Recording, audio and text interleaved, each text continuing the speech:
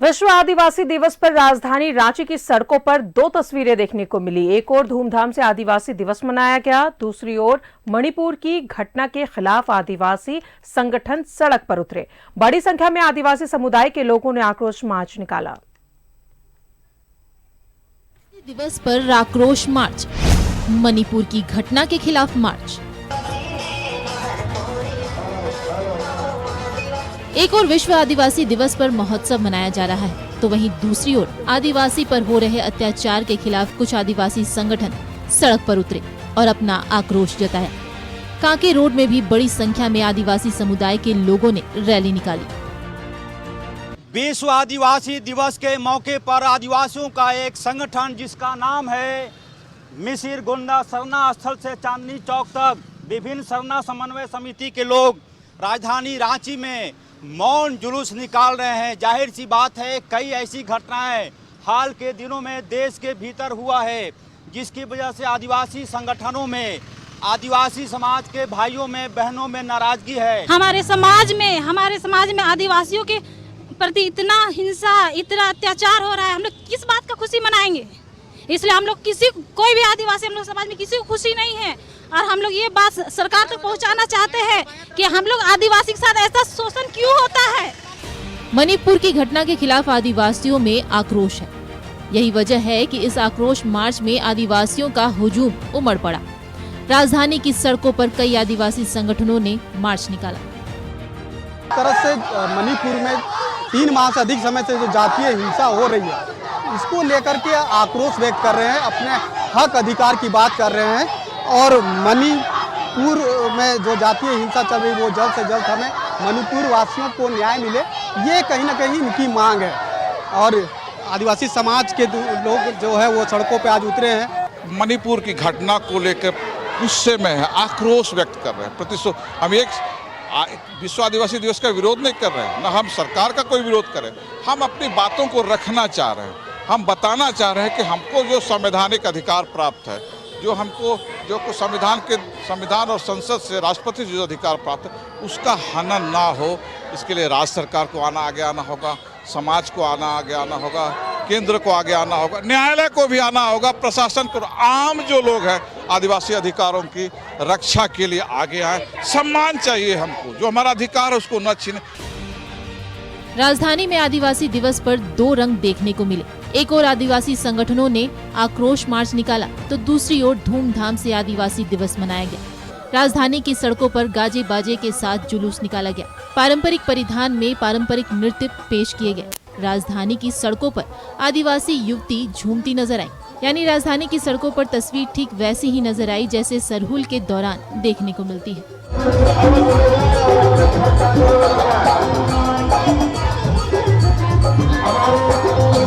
News 11 Bharat के लिए रांची से दीपक उरांव के साथ जलाल की रिपोर्ट। और सीधा जुड़ेंगे, सहयोगी राकेश हमारे साथ मौजूद है। राकेश, विश्व आदिवासी दिवस के मौके पर झारखंड आदिवासी महोत्सव का आयोजन किया गया। आज और कल ये 2 दिवसीय महोत्सव है। एक अलग ही चमक देखने को मिली राज्य में। आदिवासियों की संस्कृति, उनकी परंपरा, हर एक झलक देखने को मिली आज। बिल्कुल, देखिए, ये पहला ऐसा मौका दिखा राजधानी की सड़कों से लेकर तमाम जगहों पर राजदा कि तमाम जो आदिवासी कम्युनिटी के समाज के लोग हैं वो जश्न के तौर पर मनाते हुए नजर आए। हालांकि मणिपुर की घटना को लेकर उनके अंदर में गुस्सा है और वो गुस्सा राजधानी की सड़कों पर भी दिखा। मौन वो जुलूस के तौर पर उन्होंने प्रोटेस्ट भी किया। और आपने देखा होगा जो मुख्य कार्यक्रम हुआ पुराना जेल स्थित जो जिसे डेवलप किया गया है, वहाँ जो मुख्य कार्यक्रम था राज्य सरकार का, तो वहाँ भी जब मुख्यमंत्री पहुँचे और जो राज्य समन्वय समिति के जो चेयरमैन हैं शिबू सोरेन, राज्यसभा सांसद, वो जब पहुँचे तो उन्होंने भी मणिपुर की घटना को लेकर मौन रखा। 2 मिनट का मौन रखा गया और उसके बाद कार्यक्रम की शुरुआत की गई। तो कार्यक्रम को लेकर पूरे शहर में एक तरीके का आप कह सकते हैं कि रंग जो होना चाहिए, आदिवासी परंपरा, उनकी संस्कृति का जो वो एक विगंबम जो दृश्य होता है, वो दृश्य राजधानी की सड़कों से लेकर तमाम वैसे जगहों पर नजर आया जहां कई बड़े कार्यक्रम आयोजित किए गए थे। जो मुख्य कार्यक्रम राज्य सरकार का था वो 2 दिनों का ये कार्यक्रम है, आदिवासी महोत्सव का कार्यक्रम। और इससे पहले पिछले साल इसकी शुरुआत हुई है झारखंड में। हालांकि उस समय बारिश हो रही थी, तो बहुत लार्ज स्केल में आप कह सकते हैं कि इसका बहुत व्यापक जो दृश्य जो आज नजर आया, उस तरीके का नज़ारा पिछले साल नहीं नजर आया था। तो मौसम की बेरुखी उसकी एक खास वजह रही थी उस वक्त, लेकिन इस साल मौसम ने भी साथ दिया। लिहाजा जब आप उस दृश्य को देखेंगे तो पूरा एक कलरफुल वातावरण था वहाँ, और उस वातावरण में सबने अपनी बात रखी। मुख्यमंत्री ने भी अपनी बात रखी। जो झारखंड मुक्ति मोर्चा के जो सुप्रीमो है शिबू सोरेन, उन्होंने वर्तमान आदिवासियों को लेकर देश में क्या हालात हैं, राज्यों में क्या स्थिति है, उसको लेकर चर्चा हुई। मुख्यमंत्री के संबोधन को अगर आप देखें तो उन्होंने साफ तौर पर कहा कि लड़ाई जो है आदिवासियों की एक है, लिहाजा तमाम जो छोटे छोटे पॉकेट्स में या छोटे छोटे कम्युनिटीज़ में जो आदिवासी अपने आप को बांटे हुए हैं, उनको एक छत पर आना होगा और एक बड़ी लड़ाई लड़नी होगी अपने हक और अधिकार को लेकर। तो ये 2 दिनों का जो उत्सव है राजदा, उसमें आपको कई कलर दिखेंगे। कई राज्यों के लोग जो हैं वो उनकी प्रस्तुति होनी है। आसाम से लोग आए हैं, त्रिपुरा से लोग आए हैं, राजस्थान से लोग आए हैं, मणिपुर से लोग आए हैं। तो कई ऐसे राज्य हैं, उड़ीसा से लोग आए हैं, जो आदिवासी बहुल जो क्षेत्र है या फिर वैसे राज्य जहां आदिवासियों की संख्या ज़्यादा है, उन तमाम राज्यों का प्रतिनिधि जो है इस महोत्सव में आया हुआ है और सबका परफॉर्मेंस होना है। 2 दिनों का ये कार्यक्रम है। पहले दिन चूंकि उद्घाटन सत्र था, मुख्यमंत्री मौजूद थे, मुख्यमंत्री ने उद्घाटन किया। विशिष्ट अतिथि के तौर पर पार्टी के जो सुप्रीमो हैं झारखंड मुक्ति मोर्चा के राज्य समन्वय समिति के अध्यक्ष शिबू सोरेन, उनकी उपस्थिति थी। इसके अलावा कई विधायक भी इस कार्यक्रम में उन्होंने भी शिरकत किया। तो दूसरा जो फेज था वो देर शाम का फेज था, जिसमें सांस्कृतिक कार्यक्रम रखे गए, नृत्य संगीत का कार्यक्रम रखा गया। तो आदिवासियों की जो परंपरा है, उनकी जो संस्कृति है, उनका जो खान पान है, उनका जो रहन सहन है, वो सब कुछ आपको ये जो 2 दिनों का जो आदिवासी महोत्सव राज्य सरकार ने आयोजित किया है, उसमें आपको वो तमाम झलकियाँ, वो तमाम आपको वो कलर्स नजर आएंगे जो आदिवासियों की पहचान रही है और उनकी जो संस्कृति रही है, उनका जो खान पान रहा है, उनका जो परंपरागत जो ड्रेस रहा है, वो सब कुछ वो पूरा कलरफुल आपको ये 2 दिनों का महोत्सव में आपको नजर आएगा राजदा। बिल्कुल राकेश, और सांस्कृतिक कार्यक्रम के साथ साथ एक और खास बात है इस महोत्सव में, वो है परिचर्चा का।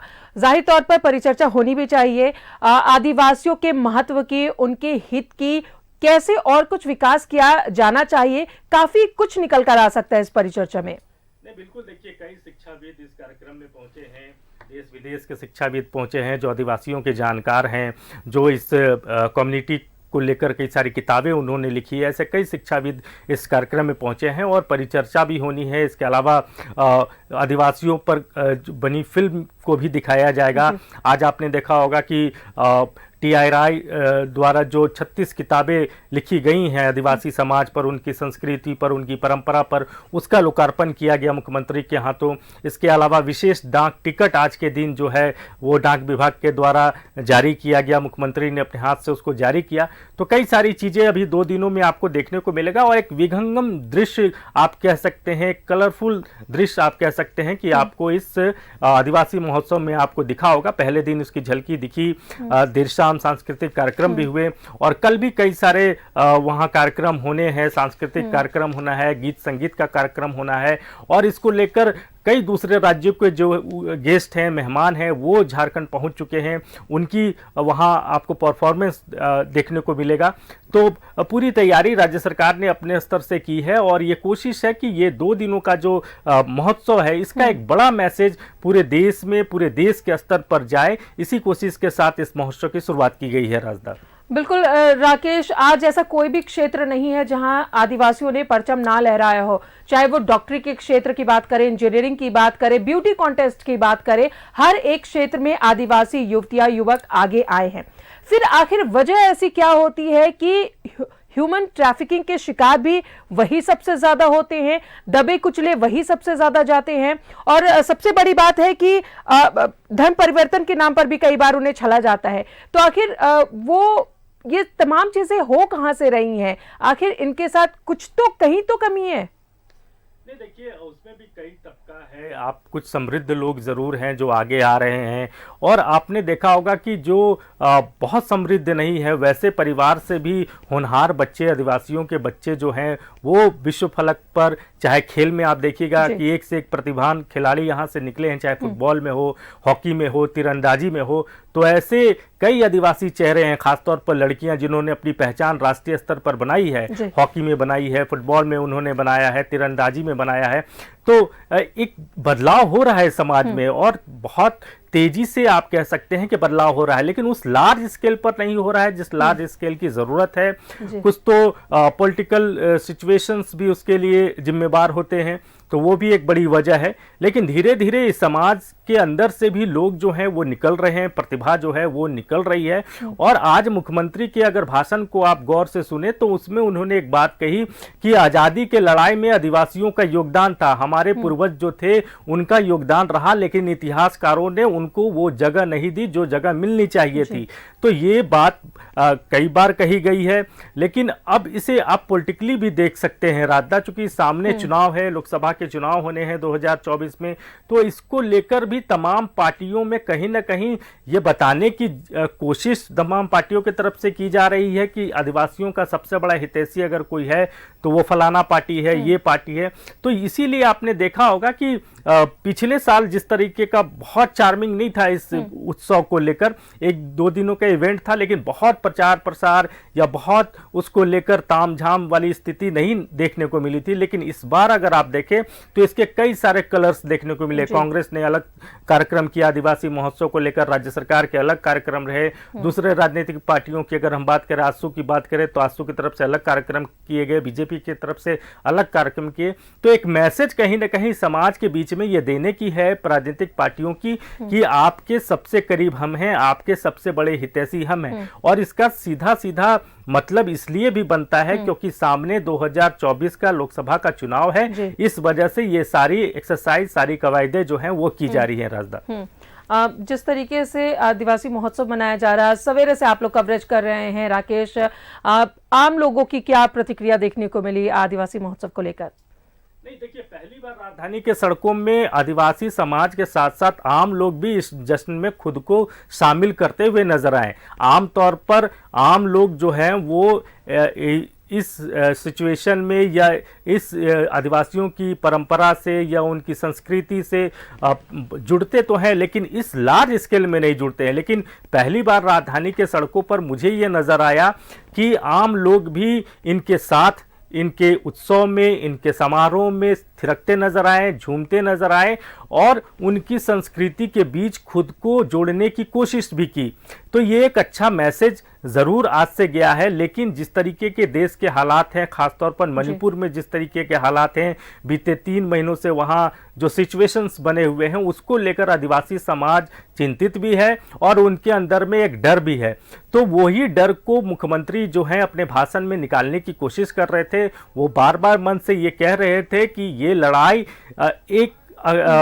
को बांट के नहीं लड़नी होगी, एक बड़ी लड़ाई है और इस लड़ाई के लिए पूरे समाज को एक साथ एक मंच पर आना होगा, तभी हम इस लड़ाई से जीत सकते हैं। जी, चलिए, तो हर एक पार्टी ने अलग अलग कार्यक्रम मनाया, और अगर कांग्रेस की बात करें तो बनहोरा में कांग्रेस ने आदिवासी महोत्सव का कार्यक्रम मनाया, जहां पर उन्होंने केंद्र सरकार को भी घेरते हुए नजर आए। और ये लाजमी भी है कि जिस तरीके से केंद्र मणिपुर के मुद्दे पर लगातार खामोश रहा, कई महीनों के बाद पीएम ने अपना मुंह खोला और कुछ कहा मणिपुर के लिए, तो वो आक्रोश भी देखने को मिला।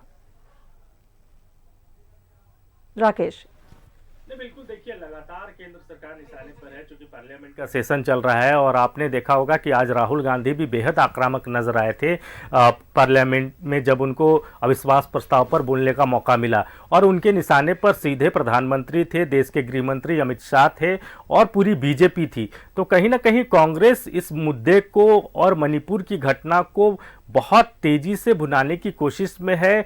सामने चुनाव है, जिस बात का जिक्र मैंने आपसे थोड़ी देर पहले किया था, तो उनको लगता है कि एक बड़ा मौका है और जिस तरह के हालात हैं मणिपुर में तो वो वाकई चिंता का विषय है। देश का हर एक आम नागरिक उसको लेकर चिंतित है और यही वजह रही कि जब आज मौका मिला राहुल गांधी को, जब वो दोबारा से हाउस में पहुंचे, चूंकि तो उन्होंने सबसे पहले हमला मणिपुर को लेकर किया, प्रधानमंत्री को सीधे सीधे घेरा, देश के गृह मंत्री को सीधे सीधे घेरा।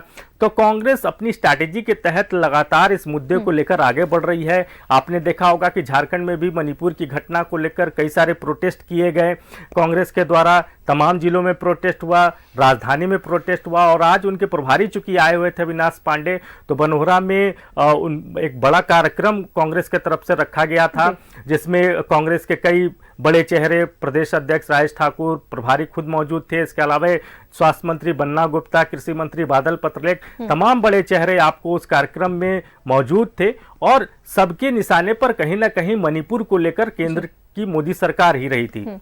चलिए, बहुत बहुत शुक्रिया राकेश आपका तमाम जानकारियों के लिए। तो आज आदिवासी महोत्सव मनाया गया, ये 2 दिवसीय महोत्सव है, कल भी ये कार्यक्रम होना है और इसे लेकर 2 तस्वीरें राज्य में सामने आई जहां पर आदिवासी की परंपरा, उनकी संस्कृति की झलक देखने को मिली बिरसा मुंडा स्मृति पार्क में। वहीं सड़कों पर एक संगठन उतरा जो मणिपुर की घटना को लेकर आक्रोशित है, उन्होंने आक्रोश मार्च निकाला, सड़क पर उतरे और जाहिर तौर पर ये 2 तस्वीर जो है, एक बेहद सुखद और दूसरी इस बात को लेकर आक्रोश कि मणिपुर में जो घटना हुई है वो वाकई निंदनीय है।